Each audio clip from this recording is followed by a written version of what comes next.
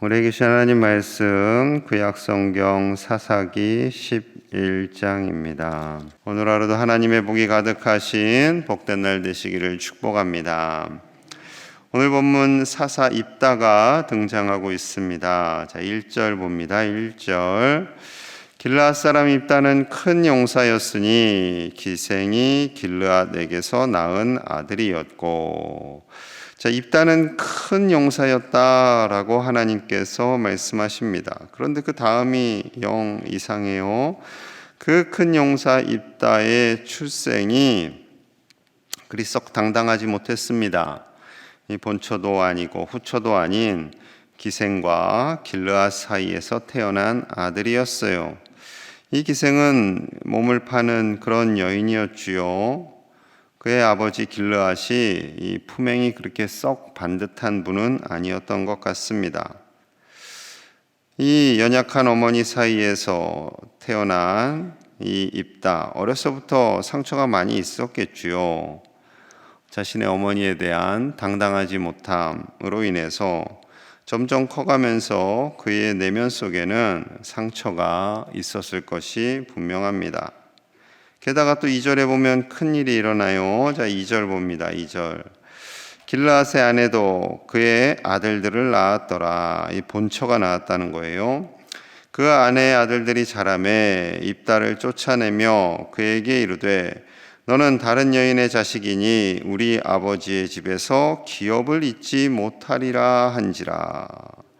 그 입다를 쫓아냅니다. 이 길르앗은요 좀 능력이 있었던 것 같아요. 계속 뒤에 보면 권력도 있고 돈도 있고 힘 있는 그런 사람인데 그 사람의 기생에게서 낳은 입다가 커가니까 본처의 아들들이 너는 우리의 형제가 될 수 없어 하고 쫓아내버립니다. 아버지의 권력, 아버지의 유산, 그것을 받을 수 없다라는 거죠. 이스라엘판 홍길동입니다. 이 아버지를 아버지라 하지 못하고 형을 형이라 하지 못하는. 홍길동은 소설이었고 이 입다는 실화예요. 아버지의 사랑을 제대로 받지도 못했고 형과 동생들과 함께 제대로 놀지도 못하고 비참하게 집에서 쫓겨나게 됩니다. 얼마나 큰 상처를 받았을까요? 참 마음이 많이 아팠겠지요. 그럼에도 불구하고 하나님께서는 이 연약하고 상처 많은 입다를 큰 용사다라고 말씀하셔요. 큰 용사다. 마치 포도주즙 틀에서 몰래 두려움에 떨며 겁을 내고 미를 타작하던 기드온에게 천사를 향해 통해서도 이 기드온을 큰 용사요 라고 말씀하셨죠. 큰 용사요. 지금은 별 볼 일 없어요. 지금은. 하지만 앞으로 하나님께서 하나님의 손에 붙잡히면 큰 용사로 쓰일 것에 대한 하나님의 믿음의 표현입니다. 여러분, 세상의 기준으로 볼 때 이 입다나 기드온 모두 흙수저 중에 흙수저죠. 내세울 만한 것이 하나도 없어요. 배경이 없어요. 정말 없어요. 그럼에도 불구하고 하나님께서는 하나님이 쓰시면 큰 용사가 될 수 있다라고 말씀하십니다.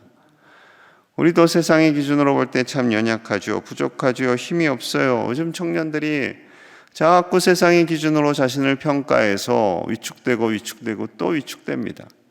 여러분, 세상의 기준으로 당당할 사람이 몇 있겠어요? 그리고 그 세상의 기준으로 당당할 것 같아 보이는 그 사람들조차도 막상 그 내면을 파고 들어가 보면 다들 열등감 속에서 살아갑니다. 그게 오늘의 모습이에요. 여러분, 하나님께서는 연약한 우리를 들어 사용하시는 줄로 믿습니다.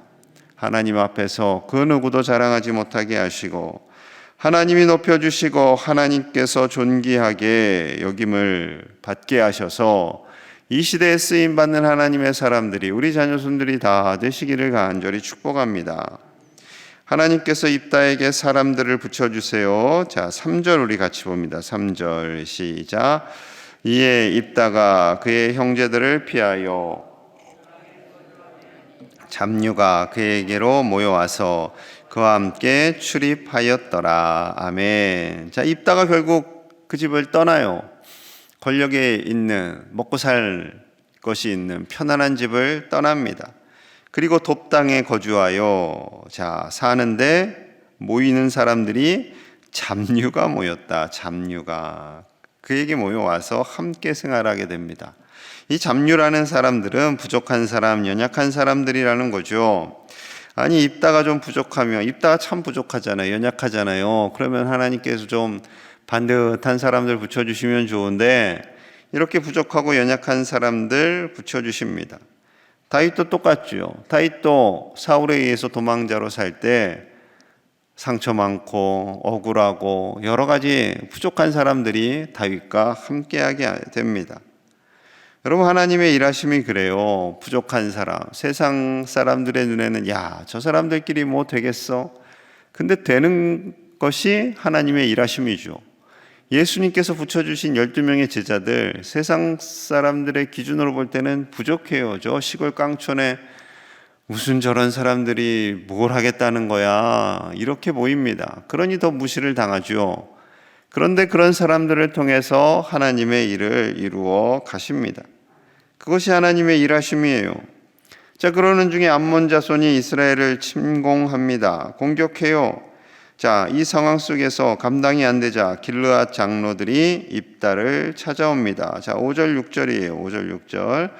암몬 자손이 이스라엘을 치려할 때 길르앗 장로들이 입다를 데려오고 돕당에 가서 입다에게 이르되 우리가 암몬 자손과 싸우려 하니 당신은 와서 우리의 장관이 되라 하니, 입다에게 우리의 장관이 되어서 싸워 주십시오 라고 부탁을 하는 거예요. 이 장로들 중에는, 이 지도자들 중에는 입다의 형제들이 있었던 거죠. 그만큼 아버지의 영향력이 있었던 거예요.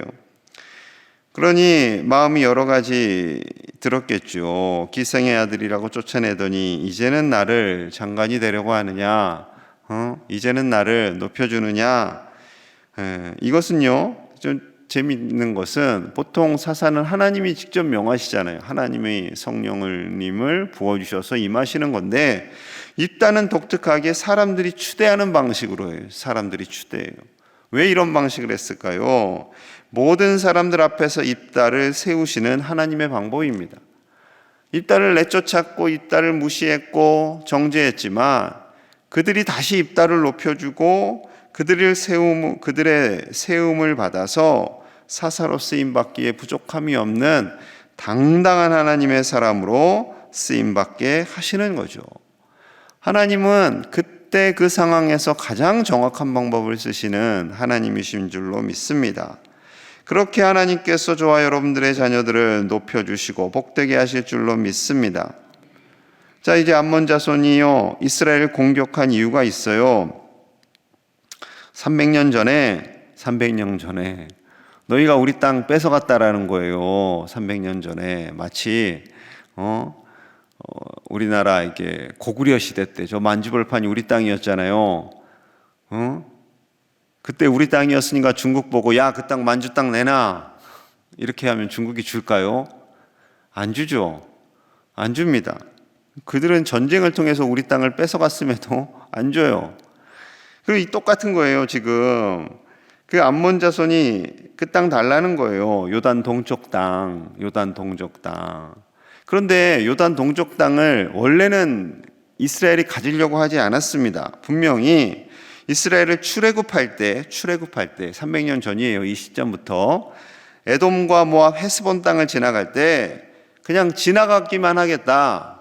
너희들의 물 마시면 우리가 물값도 낼 것이고 너희들의 농작물 건드리지도 않을 것이고 우리는 큰 길로만 지나가게 하겠다 했는데 안 돼 해서 돌아가거든요. 돌아가는데 이들이 공격까지 해옵니다. 시온 왕이 군대를 이끌고 와서 치려고 해요. 그럼 어떻게 해요? 군대를 이끌고 와서 전쟁을 일으키는데 그 칼에 그냥 가만히 맞아 죽을 수는 없잖아요. 그래서 싸웠고 자연스럽게 그 땅을 차지하게 된 겁니다. 이게 이미 설명을 했어요. 하지만 이게 먹힐 리가 없죠. 먹힐 리가 없습니다. 결국 전쟁이 시작되었고요. 하나님께서 그 전쟁을 이기게 하십니다. 자, 32절, 33절이에요. 32절 시작. 이에 입다가 암몬 자손에게 이르러 그들과 싸우더니 여호와께서 그들을 그의 손에 넘겨주심에 아로엘에서부터 민닛에 이르기까지 20성읍을 치고 또 아벨그라민까지 매우 크게 무찌르니 이에 암몬 자손이 이스라엘 자손 앞에서 항복하였더라. 아멘. 하나님께서 이 연약한 사사 입다를 높여주십니다. 그리고 이 전쟁에서 이기게 하시는 거죠. 전쟁을 주관하시는 분은 하나님이신 줄로 믿습니다. 하나님께서 기생의 아들이었던 입다, 형제들에게 쫓겨나기도 하고 상처와 아픔을 가지고 있던 이 입다, 이 연약한 사람을 하나님께서 자연스럽게 그 백성들을 통해 사사로 세워주시고 전쟁에서 이기게 하시는 거죠. 하나님은요, 사사를 위대한 사람, 처음부터 위대한 사람으로 쓰시지 않으세요. 연약한 사람들, 부족했던 기드온, 여자 사사 드보라, 평범한 주부 야엘, 또 아비멜렉을 쓰러뜨린 무명의 여인들, 사사뿐만 아니라 여러 요소 속에서 하나님께서 연약했던 사람들을 사용하시는 거죠. 이것이 하나님의 일하심입니다. 하나님께서 우리를 그렇게 사용하여 주셔서 이 시대에 쓰임받는 믿음의 명문 가문들이 되시고 우리 자녀손들이 되시기를 간절히 축복합니다. 이렇게 전쟁이 이기면은 끝이 나잖아요. 깔끔한데 이 전쟁을 치르기 직전에 이 입다가 좀 엉뚱한 소원을 하나 해요. 자, 30절 가봅니다. 30절, 31절. 그가 여호와께 서원하여 이르되 주께서 과연 암몬 자손을 내 손에 넘겨주시면 내가 암몬 자손에게서 평안히 돌아올 때 누구든지 내 집 문에서 나와서 나를 영접하는 그는 여호와께 돌릴 것이니 내가 그를 번제물로 드리겠나이다 하니라. 하나님께서 분명히 입다를 사사로 세워주셨고 이 암몬 자손과의 전쟁에서 이기게 하실 것을 이미 말씀하셨습니다. 그런데 엉뚱한 서원을 하는 거예요. 이 전쟁에서 이기게 하신다면 고향으로 돌아갈 때 처음 자신을 영접하는 그 사람을 하나님께 번제로 드리겠습니다. 그런데 여러분, 사람을 번제로 드리는 것은 이 가나안 이방 종교의 모습이죠. 하나님께서 결코 기뻐하시는 것이 아닙니다. 하나님께서 기뻐하시지 않을 서원을 하고 있는 거죠. 결국 전쟁에서 이겼어요. 입다를 맞이하러 나온 사람이 누구였어요? 34절 봅니다. 34절. 입다가 미스바에 있는 자기 집에 이를 때 보라, 그의 딸이 소고를 잡고 춤추며 나와서 영접하니 이는 그의 무남 동료라. 입다를 맞이하러 나온 사람은 자신의 무남 동료, 하나밖에 없는 딸, 그 딸입니다. 결코 우연이 아니지요. 입다의 잘못된 서원의 결과입니다. 하나님께서 기뻐하시지 않는 것임을 보여주시는 거죠. 얼마나 입다가 속이 상했겠어요. 35절 이렇게 말합니다. 35절. 입다가 이를 보고 자기 옷을 찢으며 이르되 어찌할꼬 내 딸이요 너는 나를 참담하게 하는 자요 너는 나를 괴롭게 하는 자 중에 하나로다. 내가 여호와를 향하여 입을 열었으니 능히 돌이키지 못하리로다 하니. 너무도 가슴이 아픈 입다는 옷을 찢으며 딸을 향해 너가 나의 가슴을 후벼 파는구나. 너가 나를 괴롭게 하는구나. 내가 하나님께 처음 나를 맞이하러 나온 사람을 하나님께 드리겠다고 했는데 내가 내 딸을 죽여야 하는구나. 이렇게 되는 거죠. 여러분, 그런데 한번 입장 바꿔 생각해 보세요. 남의 집 딸이 입다를 축복합니다. 우리 사사님 잘하셨어요. 그럼 그 딸이 죽어야 되는 거예요. 입다의 논리대로 가면. 그럼 그의 부모님은 얼마나 황당하겠습니까? 똑같이 이렇게 마음 아플 거 아니에요. 누가 나오든. 그러니까 입다는 거기까지 생각하지 못하고 착각을 한 거죠. 여러분, 우리가 어떠한 상황 속에서든 전쟁을 이기든 너무나 극한 즐거움에 처하든 그때 조심하셔야 돼요. 그때 정말 내가 하는 행동, 말이 하나님의 기쁨이 되는 것인가, 하나님이 정말 좋아하시는 것인가 생각하셔야 돼요. 그리고 설령 내 딸을 하나님께 드리겠습니다 하였을 때 하나님 죄송합니다. 제가 헛된 소원을 했습니다. 회개하고 돌이키면 하나님께서 안 된다, 네 딸 잡아 바쳐라 이러시겠어요? 결코 그렇지 않죠. 결코 그런 하나님 아닙니다. 하나님께 우리의 언어, 행동, 순종, 그 모든 것 하나님이 기뻐하시는 하나님의 뜻을 따라 감당하실 수 있는 저와 여러분들 되시기를 간절히 축복합니다. 오늘 하루도 하나님의 말씀, 하나님의 뜻 안에서 하나님의 기뻐하심을 입는 복된 날 되시기를 간절히 축복합니다. 우리 함께 마음을 모아서 기도하겠습니다. 하나님의 말씀에 합한 삶, 오늘 하루도 하나님이 기뻐하시는 인생 되기를 같이 기도하겠습니다. 내 생각, 내 뜻이 아닌 하나님의 뜻대로, 하나님의 말씀대로 오늘 하루를 하나님께 올려드리는 날이 되기를 같이 기도하고요. 연약한 자를 쓰시는 하나님, 세상의 기준으로 볼 때 부족하고 연약하지만 하나님께서 우리의 가정, 우리 자녀손들을 믿음을 따라 살아가며 하나님의 쓰임받게 하여 주옵소서. 같이 간절히 기도하겠습니다.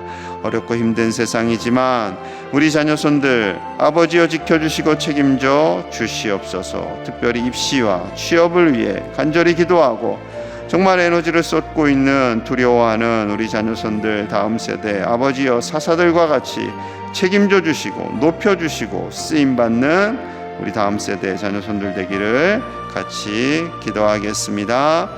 하나님 아버지 감사합니다. 오늘도 우리에게 말씀을 주시니 감사합니다. 이 말씀이 우리의 기준이 되기를 원합니다. 아버지여, 세상의 가치와 세상의 기준이 우리의 기준이 되지 않게 하시고 하나님의 말씀을 따라 살며 하나님을 전적으로 의지하며 나아갈 수 있도록 아버지여 도와주시옵소서. 우리를 불쌍히 여겨주시기 원합니다.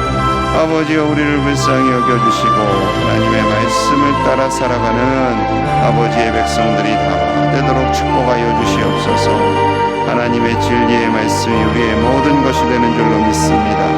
너는 내 것이라 말씀하신 하나님께서 연약한 우리를 사용하여 주시고 존귀히 여겨주시고 우리 자녀손들을 축복하여 주시옵소서. 세상의 기준으로 볼 때 우리는 연약하고 부족합니다. 그러나 하나님이 쓰시면 우리는 큰 용사로 쓰임받는 줄로 믿습니다.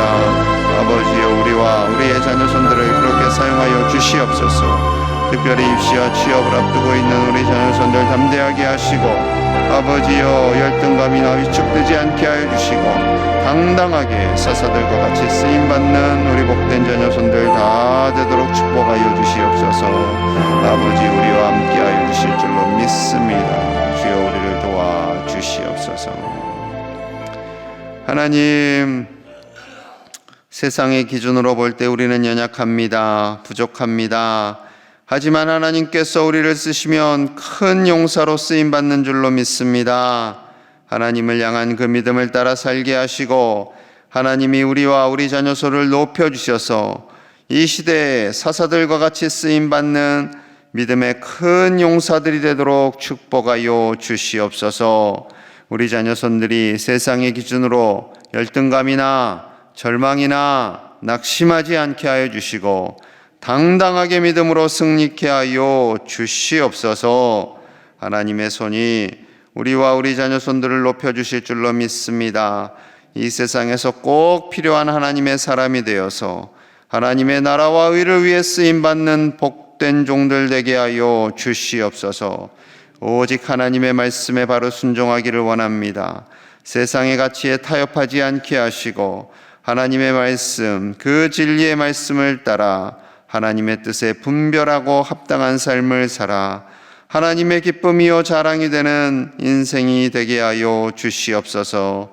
이 새벽에 나와 간절히 기도하는 종들의 기도의 제목을 아버지 아시오니 들어응답하여 주시고 그 마음을 위로하시고 새 힘을 주시고 몸과 마음의 연약함도 강건함으로 변화시켜 주시옵소서. 하나님께서 치료하시고 회복해 하심을 믿사오며 예수님 이름 받들어 간절히 축복하며 기도하옵나이다. 아멘.